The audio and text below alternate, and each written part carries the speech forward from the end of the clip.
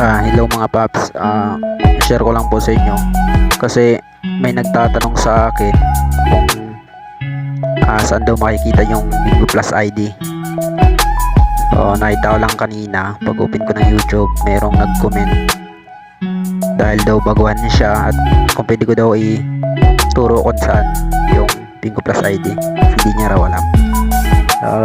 Ganito lang po yan. Pag nag-open kayo sa Chrome,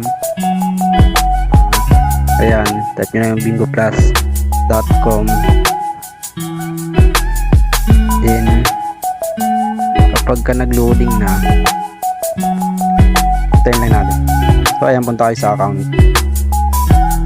Napunta na po tayo sa account. Makikita nyo dyan sa taas may nakalagay na account, tapos may nakalagay na Bingo Plus 1A73 dito.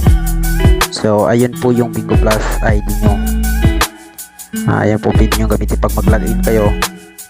So ayan lang po, sana po nakatulong.